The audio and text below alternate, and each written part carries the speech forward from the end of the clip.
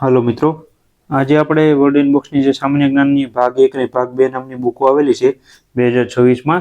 તો આજે આપણે એનો ભાગ 1 છે એનો રિવ્યૂ કરશું. આની પહેલાં આપણે એક શોર્ટ વિડીયો બનાવેલો તેમાં જણાવ્યું હતું બંને પાર્ટનો. તો આજે આપણે પાર્ટ 1નો રિવ્યૂ કરશું અને આમાં કયા કયા સબ્જેક્ટ આપેલા છે એ તમને જણાવી દઈશ.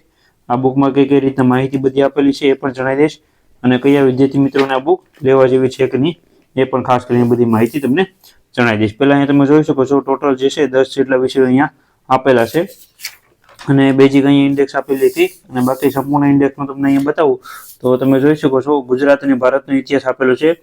અહીંયા ક્રમિક આપેલું છે ચેપ્ટરના જે છે પેજ નંબર સાથે. અહીંયા જે છે એ ઘણા વિદ્યાર્થી મિત્રોને કોમેન્ટ હતી કે જીકેની બુક આવે છે વર્ડ ઇનબોક્સની તેની જોડે સરખાવો તો તેનો પણ વિડીયો આવી જશે. આપણે 2024માં જે જીકેની બુક આવી એનો પણ રિવ્યૂ કરેલો છે. ગુજરાત અને ભારતના સાંસ્કૃતિક વારસા વિશેની માહિતી આપેલી છે, ગુજરાતનું સાહિત્ય વિશે માહિતી આપેલી છે, બંધારણ અને પંચાયતી રાજ વિશેની માહિતી આપેલી છે. આવી રીતના આટલા ટોપિક અહીંયા આપેલા છે. હવે અમુક 3-4 ટોપિક તમને બતાવું જેથી તમને ખ્યાલ આવે આ બુકમાં કઈ કઈ માહિતી છે, કારણ કે ઘણા વિદ્યાર્થી મિત્રો આ બુક લેવાની ઈચ્છા હોય છે તો બુકના રિવ્યૂ આપણે એ માટે જ લાવતા હોય છે જેથી કરીને વિદ્યાર્થી મિત્રોને ખ્યાલ આવે કે આ બુકમાં કેવી કેવી માહિતી આપેલી છે. પહેલા અહીંયા પહેલો ટોપિક છે ગુજરાત અને ભારતનો ઇતિહાસ. તેમાં પહેલા ઇતિહાસ વિશેની સમજ આપેલી છે ચેપ્ટર 1માં. તો અહીંયા તમે જોઈ શકો છો બધા વન લાઈન પ્રશ્નો આપેલા છે. તો આ બુકમાં એ જ છે કે આ બુકમાં જે છે ટુ ધ પોઈન્ટ એટલે વન લાઈન પ્રશ્નો જ બધા આપેલા છે. પ્રશ્નો અને જવાબો, પ્રશ્ન અને જવાબ એવી રીતના આપેલું છે. વર્ષ અને જે છે એ ઘટનાઓ બનેલી છે મહત્વની તેના વિશે માહિતી આપેલી છે. આ એક ટોપિક હતો. પછી પૌરાણિક કાળ વિશેની માહિતી આપેલી છે. તેમાં જે છે વન લાઈન પ્રશ્નો આપેલા છે. સિંધુ સભ્યતા, તો આ એક ટોપિક છે ચેપ્ટર નંબર 3માં. એમાં બધા વન લાઈન પ્રશ્નો અને થોડી ઘણી બેઝિક માહિતી બધી કવર કરવામાં આવેલી છે. અહીંયા તમે જોઈ શકો છો આવી રીતના આખી બુક બનાવવામાં આવેલી છે.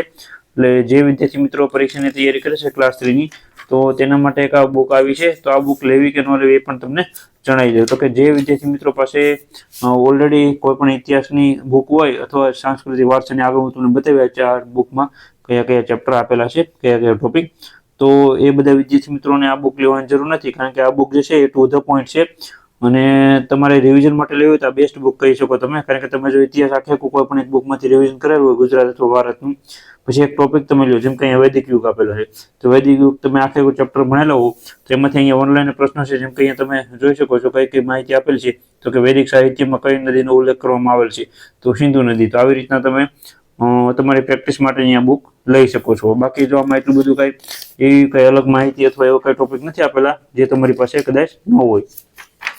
તો જે વિદ્યાર્થી મિત્રો ક્લાસ 3ની બેઝિક તૈયારી કરે છે, જેમ કે સબ્જેક્ટ વાઇઝ પરીક્ષાઓ આવે છે, તો તે બધા વિદ્યાર્થી મિત્રો માટે આ બંને ભાગ બેસ્ટ છે. કારણ કે તેને હું કહી શકું કે તમે લઈ શકો, કારણ કે તમારા બધા ટોપિક આમાં કવર થઈ છે. જેમાં ઓછા માર્કનું પૂછાતું હોય, 10 માર્કનું, 15 માર્કનું પૂછાતું હોય, તો એ બધા વિદ્યાર્થી મિત્રો આ બુક લઈ શકે છે. બાકી જેને વધારે માર્કનું 30-30 માર્કનું એવું પૂછાતું હોય તો તે બધા વિદ્યાર્થી મિત્રોને આ બુક લેવાની જરૂર નથી, કારણ કે આમાં છે વન લાઈન પ્રશ્ન બધા આપેલા છે. દરેક ટોપિકમાં તમે જોઈ શકો છો બૌદ્ધ ધર્મ આપેલું છે તેના વન લાઈન પ્રશ્નો આપેલા છે. એટલે આ તમારે બેસ્ટ રિવિઝન માટેની બુક તમે કહી શકો છો. સામાન્ય જ્ઞાન એ રીતના બુક બનાવવામાં આવેલી છે. આવી રીતના ઇતિહાસ વિશે હતું તો તમને બીજા પણ માહિતી બતાવું તમને ખ્યાલ આવે બીજા ટોપિકની અથવા બીજા વિભાગની. જેમ કે અહીંયા ગાંધીયુગ છે તો ગાંધીયુગમાં પણ એવી રીતના માહિતી બધી કવર કરવામાં આવેલી છે. તમે જોઈ શકો છો આવી રીતના આખું ગાંધીયુગ કવર કરવામાં આવેલું છે. વિડીયો પોસ્ટ કરીને તમે વાંચી શકો છો અમુક ચેપ્ટર. બાકી જે વિદ્યાર્થી મિત્રો પાસે ઓલરેડી અત્યારે બધી અલગ અલગ બુકો છે તો તેને આ બુક લેવાની જરૂર નથી, કારણ કે આમાં જીકેના ટોપિક નથી આપેલા. આ જે છે સામાન્ય જ્ઞાનની બુક છે, એટલે એવી રીતના બનાવવામાં આવેલી છે કે જે બેઝિક તૈયારી કરવા માંગતા હોય તો તે બધા માટે આ ઉપયોગી બની શકે છે. પછી સરદાર પટેલનો ટોપિક આપેલો છે તમે જોઈ શકો છો. આવી રીતના આખું ઇતિહાસ આમાં કવર કરવામાં આવેલું છે. હવે સાંસ્કૃતિક વારસો તો તે પણ તમને બતાવી દઉં એટલે તમને ખ્યાલ આવે એમાં કઈ કઈ રીતના માહિતી છે. સાહિત્ય અને વારસો બંને આમાં કવર કરવામાં આવેલું છે. તો કે અહીંયા તમે ચેપ્ટર 3 જોઈ શકો, મેળા અને ઉત્સવ વિશે માહિતી આપેલી છે. એમાં પણ વન લાઈન પ્રશ્નો જ આપેલા છે. આપણી ચેનલમાં રિવ્યુ એ માટે લાવતો હોય છે જેથી કરીને વિદ્યાર્થી મિત્રોને ખ્યાલ આવે કે બુકમાં કેવી કેવી માહિતી છે, કઈ રીતના માહિતી છે.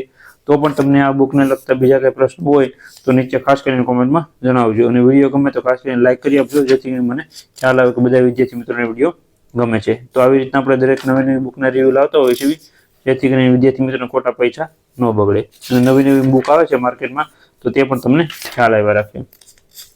2026માં આપણે ઘણી બુકના રિવ્યૂ કરેલા છે, તો ખાસ કરીને તમે પ્લેલિસ્ટમાં જઈને જોઈ શકો છો અથવા જૂના વિડીયો જોઈ શકો છો. અહીંયા રંગભૂમિ આપેલું છે, એ તમે જોઈ શકો છો. એમાં કઈ રીતના માહિતી બધી કવર કરવામાં આવેલી છે. તો આ બુક પરથી તમને ખ્યાલ તો આવી ગયો છે કે આ બુકમાં કઈ માહિતી કેવી રીતના દર્શાવવામાં આવેલી હોય છે. તો કે અહીંયા તમે જોઈ શકો છો ગુજરાતનું સાહિત્ય આપેલું છે, એમાં સંસ્થાઓ વિશે માહિતી આપેલી છે. ટૂંકમાં તમે કહી શકો છો ઓનલાઈન પ્રશ્નો છે ટુ ધ પોઈન્ટ, જે તમારે રિવિઝન કરવા માટે જોતી હોય બુક, તો આ બેસ્ટ છે. બંધારણ છે, તો બંધારણમાં પણ અહીંયા વર્ણન પ્રશ્નો જ આપેલા છે. ભારતીય બંધારણની રચના, તો કે એમાં પણ ટુ ધ પોઈન્ટ બધા પ્રશ્નો આપેલા છે. પ્રશ્નો અને જવાબો, બંધારણના સ્ત્રોતો, બંધારણની વિશેષતાઓ, રાષ્ટ્ર પ્રતીકો વિશે માહિતી આપેલી છે. બંધારણના અનુચ્છેદ વિશે માહિતી આપેલી છે. આમુખ વિશે માહિતી આપેલી છે. સંઘ અને તેનું રાજ્ય ક્ષેત્ર વિશે માહિતી આપેલી છે. આખી બુક તમને નહીં બતાવી શકો, આમાં થોડાક તમને ચેપ્ટર બતાવું તમને ખ્યાલ આવી ગયો છે. આખું બંધારણ જ દર્શાવવામાં આવેલું છે, તમે જોઈ શકો છો. અને સારી માહિતી બધી કવર કરવામાં આવેલી છે. આ બુકમાં ટૂંકમાં ઓનલાઈન પ્રશ્નો છે, અને આ જે છે તમે જોઈ શકો છો અહીંયા આંતરરાષ્ટ્રીય સંબંધો વિશે માહિતી આપેલી છે. જે પણ એક ટોપિક વારંવાર પરીક્ષામાં પૂછાતા હોય છે. આ બધા ટોપિકો જાહેર નીતિ અને શાસન વિશે માહિતી આપેલી છે. હવે આ બુકની પ્રાઇસને તમને જણાવી દઉં કે આ બુકની પ્રાઇસ કેટલી છે. અને જે છે વિદ્યાર્થી મિત્રો કાંઈ પણ પ્રશ્ન હોય તો નીચે ખાસ કરીને કોમેન્ટમાં જણાવજો. 520 રૂપિયાની પ્રાઇસ છે. આ 1 થી લઈને 10 ટોપિક આમાં કવર કરવામાં આવેલા છે. બીજા કાંઈ પણ તમારા સવાલ હોય તો નીચે જણાવજો, અને વિડીયો ગમે તો લાઈક કરી આપજો, ચેનલમાં ન હોય તો સબસ્ક્રાઈબ કરી આપજો. અને આ બુક તમારે ક્યાંથી લેવી તો નીચે કોન્ટેક્ટ નંબર આપેલો, ત્યાં તમે જઈને આ બુક લઈ શકો છો. અથવા ફ્લિપકાર્ટમાં મળતી હોય તો ફ્લિપકાર્ટમાંથી પણ તમે લઈ શકો છો. ઉપર એક લિંક આપેલી છે જીકેની, તો એ જીકેની બુકમાં આ બુકની લિંક આપેલી છે, ત્યાં જઈને તમે આ બુક તમને ત્યાં મળી જશે. તો આ બુક પણ તમે મંગાવી શકો છો. આ બુક પણ સારી બુક છે. આમાં જનરલ નોલેજના ટોપિક છે એ બધા જનરલ નોલેજના ટોપિક છે. એટલે જો તમારે બેઝિક જનરલ નોલેજની બુક જોતી હોય ને તો તમારે આ બુક લેવાની. બાકી સામાન્ય જ્ઞાન એટલે એવો મતલબ નથી કે જનરલ નોલેજ.